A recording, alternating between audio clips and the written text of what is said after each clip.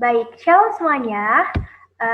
Senang sekali bisa berjumpa dengan kalian, walaupun hanya melalui video. Nah, jadi pada kesempatan kali ini kita bakal sama-sama getting to know more about isi UPH. Jadi sebelumnya perkenalkan, nama kakak Misal Chandra. Kakak sekarang sedang menempuh pendidikan semester 3 juga di TC, Prodi Matematika. Jadi pada kesempatan kali ini kakak bakal menjelaskan tentang TC dari secara umum, kajian umumnya, dan nanti Kak Ali akan menjelaskan secara lebih khusus Prodi Matematikanya. Oke, jadi untuk hal yang pertama kita akan beranjak dari apa itu UPH terlebih dahulu ya. Jadi kakak yakin kalian sudah tidak asing lagi dengan UPH ya, karena UPH itu masih satu yayasan sama Tantera. Nah, UPH atau Universitas Pelita Harapan ini tentunya bukan hanya ada fakultas isi di dalamnya. Ada berbagai fakultas lain, ada fakultas farmasi, ada kedokteran, ada keperawatan, ada juga hukum, hubungan internasional, bisnis, dan sebagainya. Untuk kalian semua yang mau lebih mengenal UPH, kalian boleh cek di website resminya di www.uph.edu. Nah, jadi di web ini kalian akan mendapati bahwa sebenarnya UPH itu bukan hanya ada di Karawaci atau di Lipo Village, karena UPH itu juga ada di Surabaya dan juga ada di Medan, tapi main camp-nya atau kampus utamanya itu ada di Karawaci. Oke, kita bakal next. Lalu Kak, apa itu TC? Nah, TC itu adalah salah satu fakultas yang berada di dalam namanya UPH tentunya. TC atau yang kita kenal dengan Teacher College itu adalah fakultas yang mempersiapkan kalian untuk menjadi seorang guru, atau mungkin kalian lebih akrab mengenalnya dengan sebutan FKIP, Fakultas Keguruan dan Ilmu Pendidikan. Lalu apa yang menjadi pembeda dari TC dengan FKIP lainnya yang kakak rasakan selama 3 semester ini adalah ketika kalian berada di TC, kalian dipersiapkan untuk menjadi seorang guru Kristen yang tentunya akan lead the students to the absolute righteousness. Jadi kalian bukan hanya sekedar menjadi guru yang akan menyampaikan mata pelajaran atau apapun materi yang kalian tekuni selama kalian kuliah atau materi yang kalian pegang waktu kalian mengajar nantinya. Tapi kalian juga bertanggung jawab untuk membawa siswa kalian pada satu kebenaran yang sejati yang berlandaskan pada kerangka the grand naratif atau cerita besarnya Allah. Jadi membawa siswa memahami konteks pelajaran itu dari konteks penciptaan, kejatuhan manusia ke dalam dosa, penebusan, bahkan dalam masa daily reconciliation atau kehidupan kita sekarang. Oke, selanjutnya ketika kalian masuk ke TC, kalian akan bertemu dengan berbagai banyak orang dari berbagai daerah tentunya. Ketika kalian sampai ke sana, kalian akan ketemu orang dari Ambon, Papua, dari Batak, dari Samosir, Toraja, dari Manado, Jawa, Jabodetabek juga ada di sana. Nah, itulah mengapa TC sering disebut dengan Indonesia Mini. Di TC sendiri itu ada 10 prodi. Kalau kakak sendiri kan prodinya prodi matematika. Untuk kalian yang mungkin passionnya ada di IPS, di TC juga punya prodi IPS. Mungkin ada kimia juga, fisika, biologi, ada PAK, agama Kristen, ada bahasa Inggris, bahasa Indonesia, ada pendidikan guru sekolah dasar juga di sana. Dengan pengantar bahasa Inggris maupun pengantar bahasa Indonesia. Oke, selanjutnya mengenai mata kuliah yang ada di TC. Ketika kalian masuk ke TC, kalian akan mendapatkan mata kuliah major sama minornya. Kurang lebih ada 144 SKS. Apa itu Kak mata kuliah major? Jadi kalian akan menekuni mata kuliah yang menjadi bidang kalian. Contohnya di sini, kakak prodi matematika. Tentunya kakak akan mendapatkan konten-konten matematika yang mempersiapkan kakak untuk menjadi seorang guru matematika. Misalnya ada geometri, ada aljabar linear, kalkulus 1, 2, sampai kalkulus banyak. Terus ada konten-konten lainnya, esensi matematika dan sebagainya. Terus minornya itu kalian akan mendapatkan sistematika teologi dari sistematika teologi 1 sampai sistematika teologi 7. Jadi kalian akan mempelajari doktrin Alkitab, doktrin Allah, doktrin Kristus, doktrin manusia hingga sistematika teologi 7. Maka muncullah pertanyaan, loh Kak, apakah saya dipersiapkan menjadi seorang guru agama? Nah, ketika kalian mau menjadi guru, tentunya kalian harus berwawasan luas. Kalian harus bisa mengetahui pemahaman-pemahaman dasar dari setiap mata pelajaran. Dan ketika kalian mempelajari sistematika teologi ini benefitnya bukan hanya ketika kalian menjadi seorang guru, tapi benefitnya kembali lagi ke pribadi kalian masing-masing. Karena pertanyaan mengenai siapa saya dan mengapa saya melakukan apa yang saya lakukan itu menjadi pertanyaan yang wajib kita gunakan sepanjang kehidupan kita. Jadi kembali lagi, untuk menjadi seorang guru Kristen, kalian mau membimbing siswa kalian kepada suatu kebenaran yang sejati. Oleh karena itu, kalian harus punya dasar yang benar terlebih dahulu sebelum akhirnya kalian membimbing.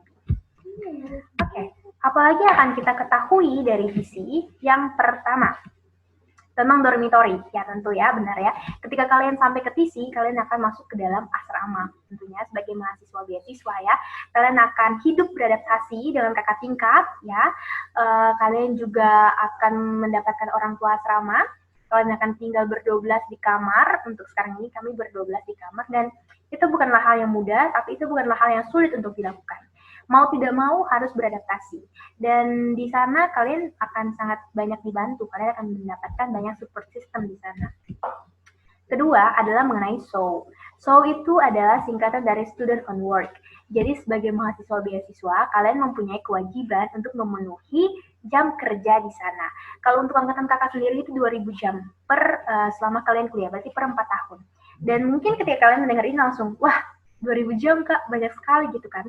Nah, tapi di sana itu tersedia banyak lapangan kerja ya istilahnya, banyak tempat-tempat untuk mendapatkan jam kerja ini. Dan kalian akan selesai sebelum kalian semester 4. Oke, next selanjutnya ada PPG. Jadi kalian itu akan berkuliah selama semester 1 sampai semester 7, kira-kira 3,5 tahun. Setelah itu di semester akhir kalian akan mengikuti PPG. PPG itu adalah pendidikan profesi guru. Nah, jadi di sini kalian akan mendapatkan sertifikasi guru. Selanjutnya, resiprokasi. Nah, resiprokasi ini adalah istilah lain dari ikatan dinas.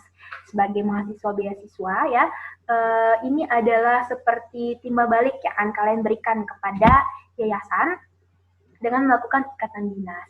Dan lamanya itu tergantung sesuai dengan perjanjian beasiswa nanti ya.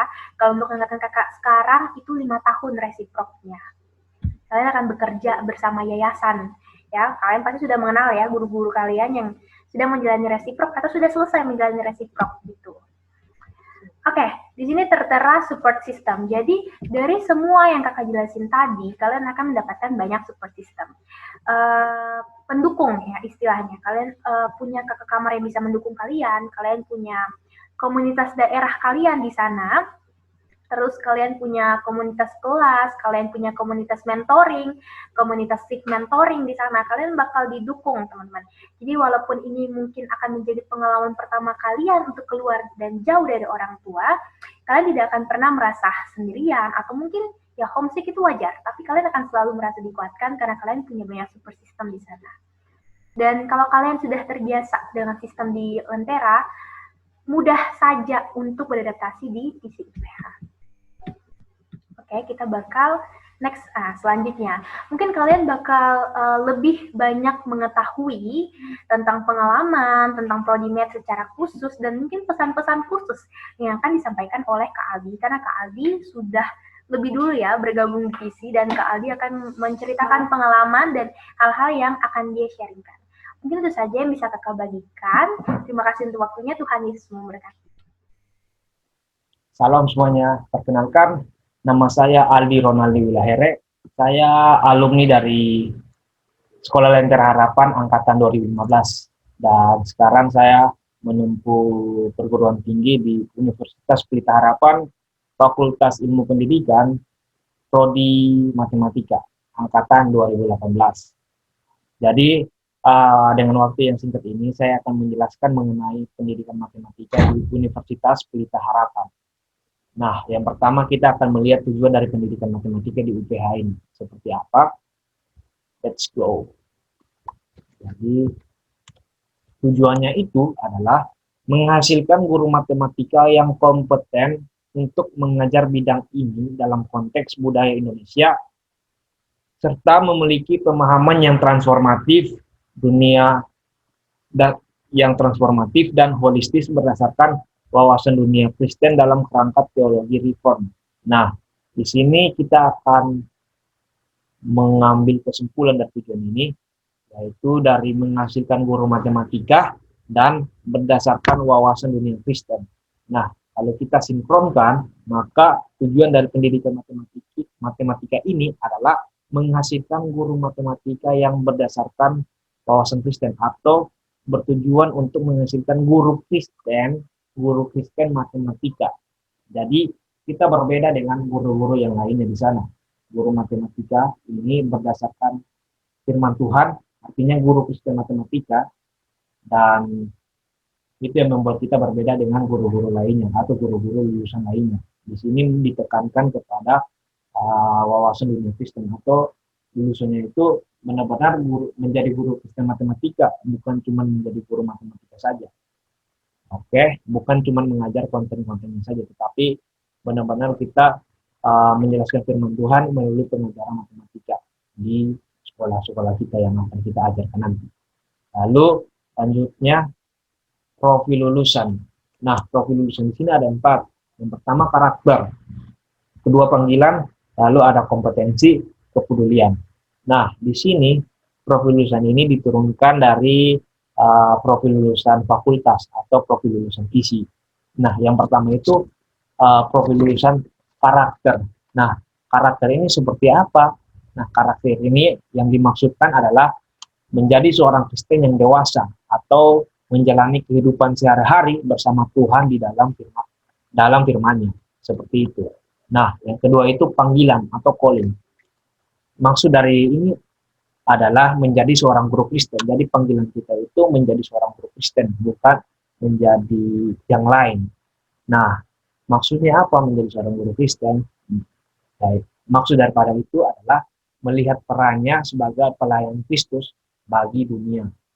Lalu yang ketiga adalah kompetensi, di mana itu artinya adalah menjadi seorang guru dengan standar internasional. Lalu yang terakhir adalah compassion atau kepedulian, di mana di sini yang dimaksudkan compassion ini adalah menjadi seorang anggota komunitas yang signifikan. Berarti kita menjalani relasi dengan masyarakat yang ada di sekitar kita dan membuat sebuah komunitas yang dimana komunitas itu bertumbuh di dalam Kristus. Nah, itu profil lulusan dari pendidikan matematika dari ilmu pendidikan matematika ini.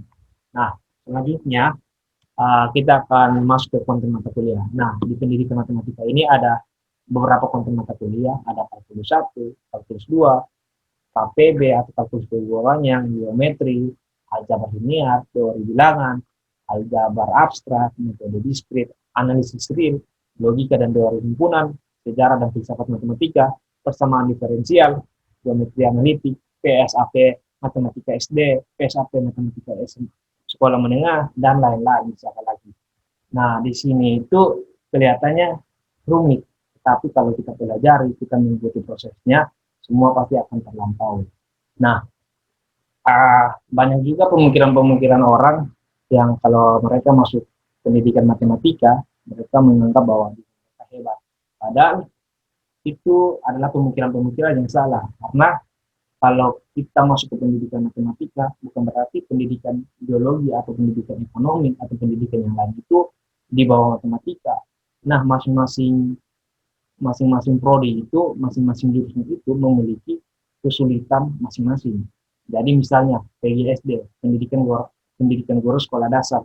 Nah, di situ pendidikan guru sekolah dasar itu memiliki kesulitannya masing-masing. Bagaimana mereka harus mengajar anak SD, mengambil hati anak SD, itu kesusahan mereka sendiri.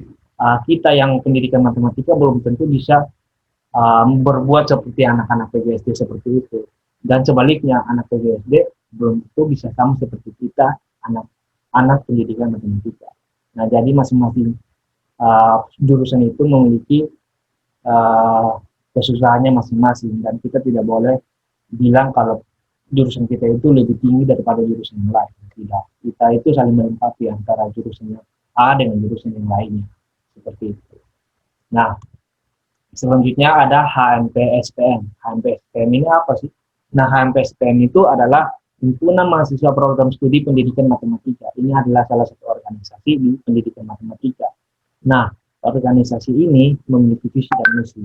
Visinya itu adalah mewujudkan HMP-SPM yang mengutamakan Kristus dalam mengerjakan tanggung jawab dan menjadi wadah yang mengembangkan potensi mahasiswa pendidikan matematika, baik dalam bidang akademik maupun non-akademik, serta menjadi HMP-SPM yang menjunjung tinggi nilai kekeluargaan dan kebersamaan untuk memenuhi panggilan sebagai guru Kristen. Nah, jadi HMP-SPM ini memfasilitasikan kita sebagai mahasiswa pendidikan matematika untuk apa? Untuk mengembangkan akademik kita, untuk mengembangkan non akademik kita seperti talenta kita dalam bernyanyi mungkin, talenta kita di bagian olahraga, sport, atau yang bidang-bidang lainnya itu di bagian non akademik. Jadi HMPSPM ini memfasilitasi menjembatan apa kasih membuat jembatan bagi kita kepada talenta-talenta kita, biar apa? Biar kita bisa mengembangkan talenta-talenta yang kita punya, baik secara akademik maupun non-akademik, seperti itu. Jadi HMPSPM ini sangat-sangat penting, sangat-sangat menjadi sumber sistem bagi kita sebagai mahasiswa pendidikan matematika. Nah, HMPSPM juga memiliki misinya itu menjadi HMPSPM yang mampu menyesuaikan diri terhadap perkembangan dengan berpegang terhadap Kristus, lalu mengembangkan kemampuan mahasiswa pendidikan matematika dalam berkarya, berkreasi, berinovasi, dan bersikap responsif melalui kegiatan yang dilaksanakan. Lalu, ada mewujudkan warga HMPSPM yang berpikir secara kritis melalui isu-isu tentang pendidikan, ada meningkatkan kebersamaan dan kekeluargaan di antara seluruh di seluruh mahasiswa HMP SPM. Nah, jadi misi-misi inilah yang membuat untuk mencapai visi yang tadi itu. Jadi melalui misi ini, visi itu bisa tercapai. Nah, lalu dari misi-misi ini ada juga program-program kerja yang dibuat HMP untuk apa? Untuk bisa mendukung pembelajaran kita, mendukung akademik kita, mendukung non-akademik kita, biar apa? Biar kita bisa berproses dan mencapai profil lulusan 4 itu yang di awal tadi itu. Lalu selanjutnya itu, nah di sini ada HMPSPM UPH Instagramnya, terus ada juga link pendidikan matematika UPH. Nah, yang di atas ini teman-teman bisa ikuti, bisa follow untuk mendapatkan informasi seputar HMP matematika UPH. Nah, di bawah ini adalah link pendidikan matematika UPH Visi. Nah, teman-teman bisa buka, teman-teman bisa baca mengenai berita-berita tentang pendidikan matematika atau mengenai hal-hal tentang pendidikan matematika di UPH. Nah, itu adalah penjelasan singkat dari saya mengenai pendidikan matematika di UPH. Terima kasih, Tuhan Yesus memberkati. Semoga dengan sharing ini teman-teman bisa benar-benar bergumul dan terus bergumul untuk memenuhi panggilan teman-teman sebagai apa? Untuk melayani Kristus. Nah, jadi pesan saya kepada teman-teman, semoga teman-teman dengan waktu yang singkat ini di SMA, teman-teman boleh berpikir ke depannya mau jadi apa. Kalau misalnya mau jadi guru, berarti teman-teman harus persiapkan lagi. Terus kalau teman-teman mau jadi yang lain, teman-teman juga harus persiapkan di bidang itu. Nah, bukan tidak mau dekat hari H, baru teman-teman persiapan. Nanti persiapannya itu tidak matang. Nah, itu dari saya. Semoga memberkati teman-teman sekalian.